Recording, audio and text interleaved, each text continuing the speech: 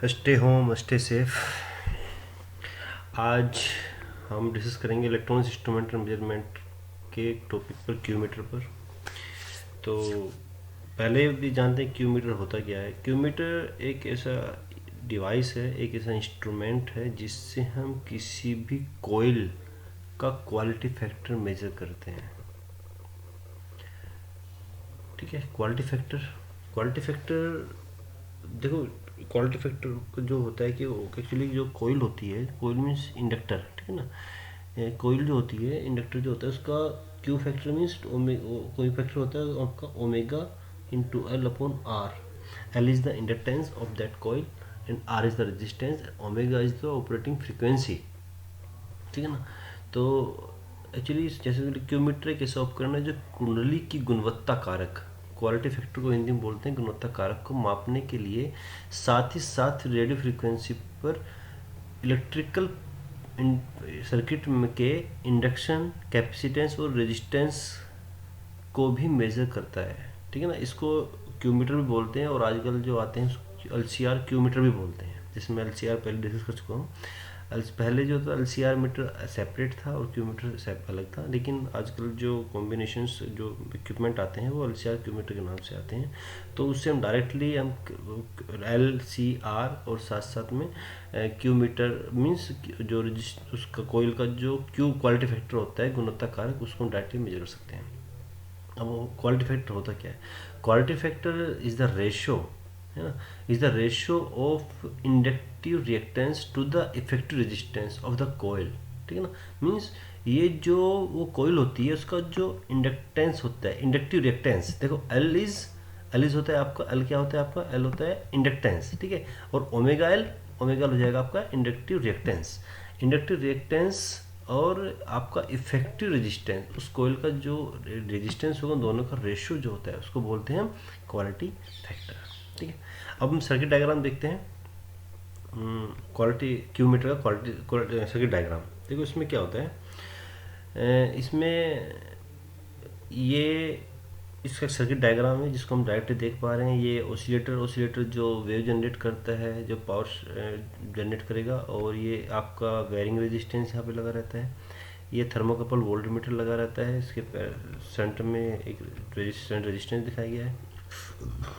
और ये अननोन कोयल है, मीन्स ये दो पोर्ट होते हैं, इसके बीच में हम वो जो कोयल होती है जिसका क्वालिटी फैक्टर हमको मेजर करना होता है वो यहाँ पे लगाते हैं, इन दोनों पॉइंट के बीच में। ठीक है। और ये रेजिस्टेटिंग कैपेसिटर होता है, और ये आपका इलेक्ट्रॉनिक्स वोल्टमीटर होता है जिसमें डायरेक्ट रीडिंग शो कर देता है। ठीक है।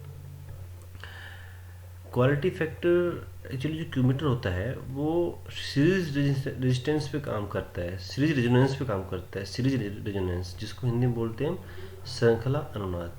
सीरीज रेजोनेंस में क्या होता है? रेजोनेंस में एक्चुअली किसी भी रेजोनेंस का मतलब होता है कि जब किसी भी सर्किट का effective resistance, effective impedance, effective प्रतिबाधा, ठीक है ना, जो इम्पिडेंस है वो टोटल आपका प्योर रेजिस्टिव हो जाए। मीन्स उसमें क्या होता है कि आपका XL will be equal to XL, ठीक है ना, X L will be equal to X C, ठीक है ना। XL is the effective inductance और X C is the effective capacitance. Mean दोनों जब इक्वल हो जाएंगे, ठीक है ना, तो वो उसमें आपस में एक दूसरे को ये कट कर जाएंगे, और जो प्योर इम्पिडेंस बनेगा, ठीक है ना, जो इम्पिडेंस बनेगा किसी भी सर्किट का जेड, वो हो जाएगा हमारा प्योर रेजिस्टिव। ठीक है। That is series resonance. ठीक है ना। ये मीन्स जो क्यूमीटर होता है ये सीरीज रेजोनेंस के प्रिंसिपल वर्क करता है। इसमें क्या करते हैं कि oscillator is set to the desired frequency and then tuning the capacitor is adjusted to the maximum VC. ठीक है ना। इसमें क्या करते हैं कि जो ऑसिलेटर है इसको डिजायर्ड फ्रीक्वेंसी सेट करते हैं, और जो हमारा ट्यूनिंग कैपेसिटर होता है इसको एडजस्ट करते हैं हम, ताकि जो इसका क्रॉस वोल्टेज हो वो मैक्सिमम हो जाए। मीन्स हम इसको इस फ्रीक्वेंसी पे सेट करेंगे जब इसका ट्यूनिंग जो हमारा ये कैपेसिटेंस है ये वाला मीन्स ऑसिलेटर को उस फ्रिक्वेंसी पर सेट करेंगे कि जो ये ट्यूनिंग कैपेसिटर है, रेजोनेटिंग कैपेसिटर है, इसके अक्रॉस वोल्टेज मैक्सिमम हो जाए। ठीक है, फर्स्ट पॉइंट। सेकंड पॉइंट कहता है कि the input voltage V is kept constant then across voltage the voltage across the capacitor V is calibrated to read the value of quality factor directly. ठीक है ना, मीन्स इसमें अब क्या करेंगे, इसका जो इनपुट वोल्टेज होगा उसको कांस्टेंट कर देंगे और इसकी डायरेक्ट जो क्रॉस रीडिंग आएगी वो क्या होगी हमारी, वो डायरेक्ट रीडिंग दे देगी क्वालिटी फैक्टर की। ठीक है, इसका क्वालिटी फैक्टर ये है। The measured value of quality factor value is defined for the whole circuit not for the coil alone. Means जो ये क्वालिटी जो रीडिंग आएगी यहाँ पर जब हम इसको मैक्सिमम इस फ्रिक्वेंसी पर लेके जाएंगे और इसके क्रॉस जो रीडिंग आएगी हमारी वो इस पूरे सर्किट की क्वालिटी फैक्टर की होगी, ना कि सिर्फ कोइल की। There are errors caused due to the shunt resistance and distributed capacitance of the circuit.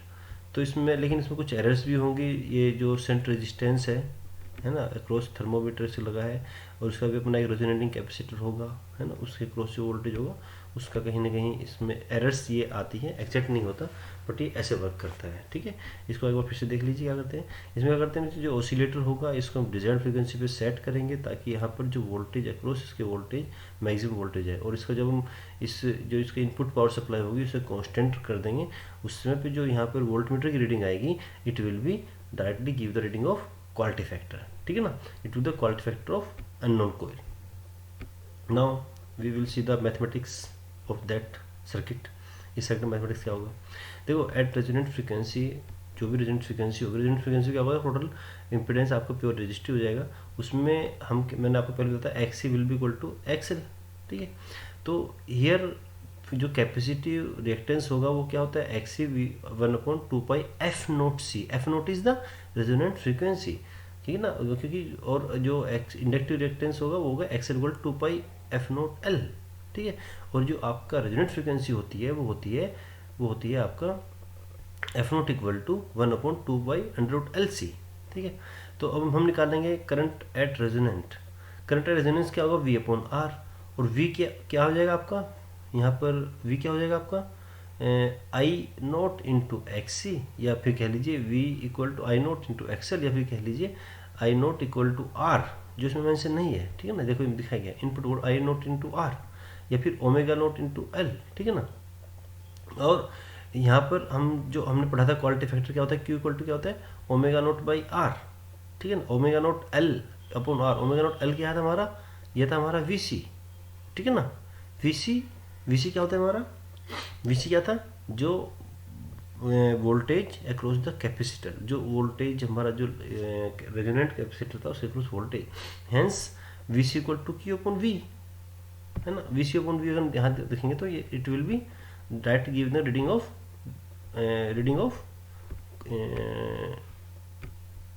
Q factor of that circuit.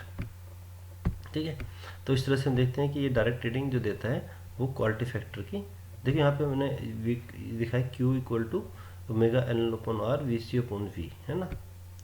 तो अब हम देख लेते हैं इसके एप्लीकेशंस।